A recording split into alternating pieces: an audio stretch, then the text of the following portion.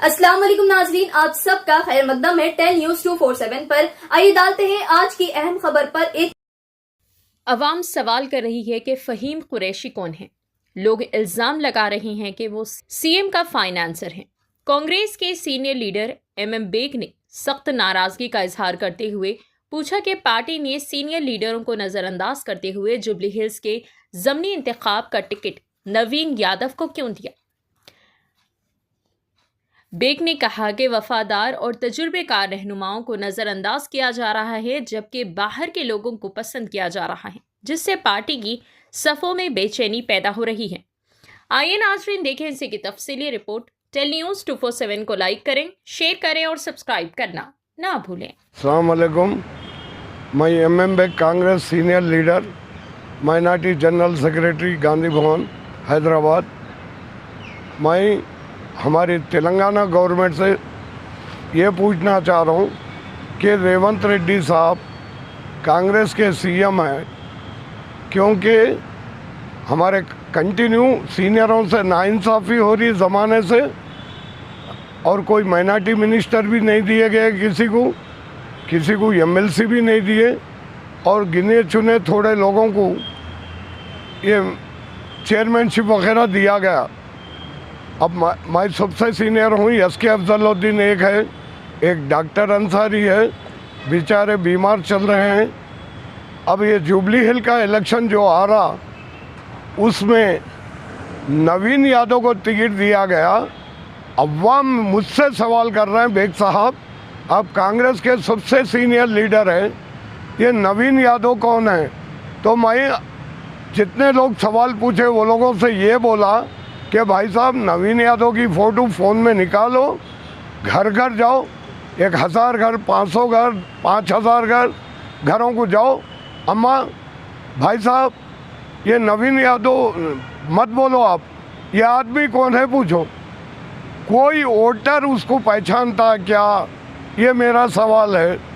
शायद ही कोई नहीं पहचानता। अगर शहर के बड़े बड़े रौडियों को या लैंड ग्राबरों को, ऐसों को बताए तो ये बोलेंगे हाँ श्रीशैलम यादव का बेटा ये नवीन यादव है बोल के। वोटर, मैं ख़ास तौर पे ये बोल रहा हूँ आपसे, वोटर तो शायद ही कोई नहीं पहचानेंगे नवीन यादव को। और मुझे जहाँ तक मालूम है ये रहमत नगर एरिया के राउडी शीटर भी है इन्हों।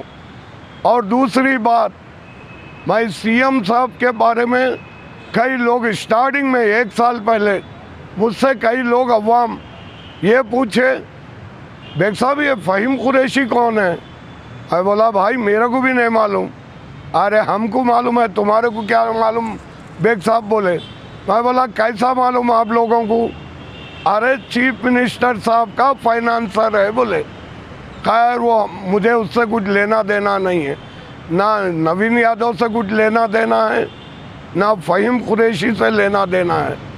चीफ मिनिस्टर साहब से ये गुजारिश कर रहा हूँ, कोडंगल में आपके एरिया में मुसलमानों के कब्रस्तान तोड़ दिए और आशुर खाने तोड़ दिए, शायद सुनने में आ के एक दरगाह भी तोड़ी गई आ रही है। मेरे को अवाम के ज़बानों से सुनने में आ रहा कि यहाँ कंटोनमेंट एरिया में कोई कब्रस्तान है वहाँ पर, और सिकंदराबाद में ताड़बन कोई है एरिया, वहाँ पर भी कुछ बड़ा कब्रस्तान है।